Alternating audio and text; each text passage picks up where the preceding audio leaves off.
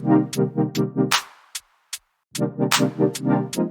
going on, everybody, and welcome to the other side of the Firewall podcast, where we talk the latest and greatest in cybersecurity news, as well as we highlight those movers and shakers and glass ceiling breakers, those people of color who made it to the other side of the proverbial firewall. My name is Ryan Williams. As always, I'm joined by Shannon Times. What's up? What's up? What's going on? Definitely continue to tune in throughout the week. So Monday and Tuesday are topics, Wednesday discussion. Thursdays will be another throwback. I'll try to find something that kind of mirrors what we're talking about this week, which it's all about breaching or breaches. So it's a week full of cybersecurity incidents. And then Friday, everything else, movies, books, games. So if you want to hear us talk about no spoilers, but like Loki and things of that nature. We watched it, so we'll discuss it spoiler free, our opinions and all that good stuff. But without further ado, I'll give it to Shannon. All right, everybody. So this article actually comes from Mashable.com, written by Matt Binder. And the title of it is An Entire State's Population Just Had Its Data Stolen in a Ransomware Attack.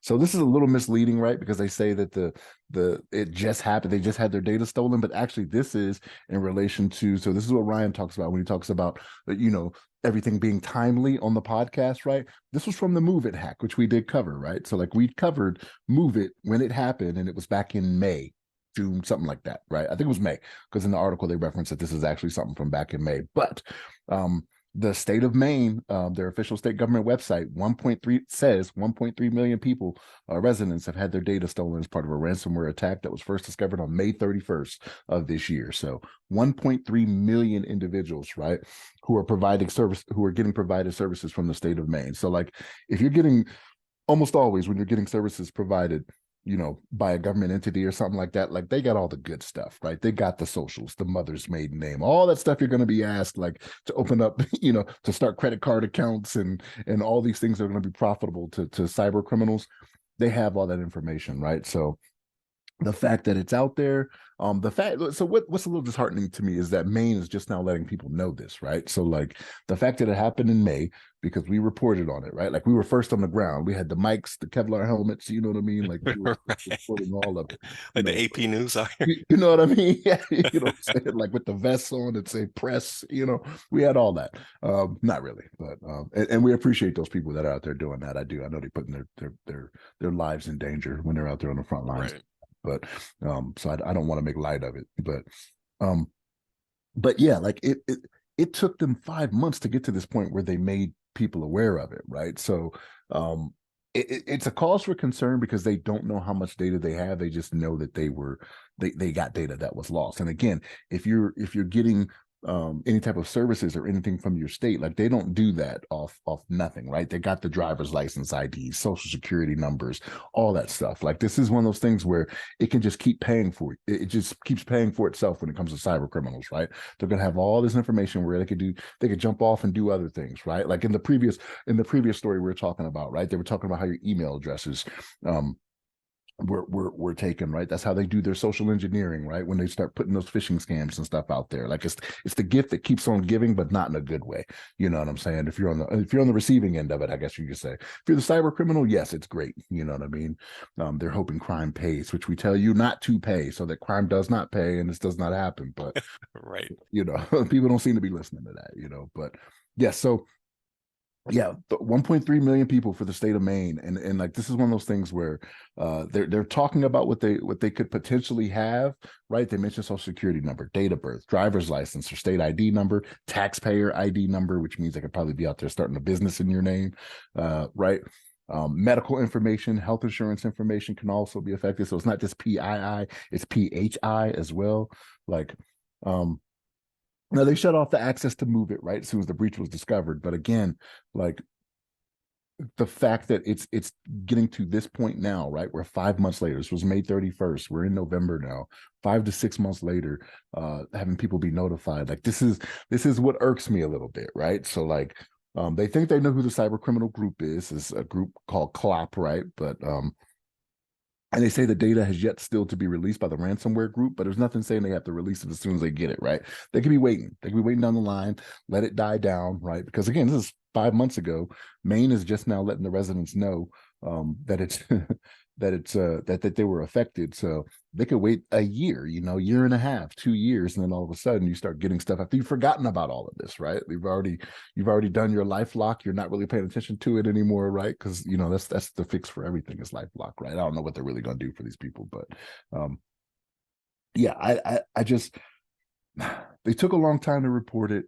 Um, it is what really gets me. I mean, the fact that it's out there, I mean, it just happens, right? There's no putting that genie back in the bottle, but we just got to have these states doing better with cybersecurity. And this is kind of a hard one, right? Because like when we reported it on Move It, like that's a hard one to kind of get around, right? Like it's not that the states weren't doing what they needed to do, or not that the victims weren't doing what they needed to do, but this is just a hard one to deal with. But here we are, another ransomware attack, right? Affecting 1.3 million residents of a state, right? That have the juicy information. You know what I'm saying? So we'll see where it goes from here. And like Ryan says to y'all all the time, it's timely, right? It will be this will be a past event that will become current, as this did. You know what I'm saying? So it's just we'll see what happens down the road, and hopefully it's not so bad for people that will become victims of this, but we'll see. Ryan, what's your thoughts on this? Yeah, yeah, definitely. It just keeps, like you said, the gift that keeps on giving. It's like an STD, like like it just keeps happening over and over and over again due to the initial issue with Move It, right? So what is I don't think we've addressed Move It in some time. So Move It it's software. It's supposed to encrypt data at rest and in motion, and provides IT security controls for sensitive business data with tamper evident audit logging, multi-factor authentication, and enterprise-grade tools for calibration. Move It is essential ingredient in meeting HIPAA, GDPR, and ISO 27001. Um, yeah, so it was been being used by every major sector, to include government. We talked about the DoD being affected by it. We talked about the medical sector. So John Hopkins is being sued because of it. And now we have entire state of Maine was rocked. So that's to say, like Maine just now advertised it. So what about the other states that may have been using it in some capacity, right? It's it's a pretty big company. It's being utilized in many different facets. So we'll be talking about Move It that's forever, just like we talk about SolarWinds forever. This is very unfortunate. So if you have fallen victim to this, you need to be on the lookout for phishing attempts, spam emails, random phone calls, which we'll talk about in the next episode for those who are affected by a different breach.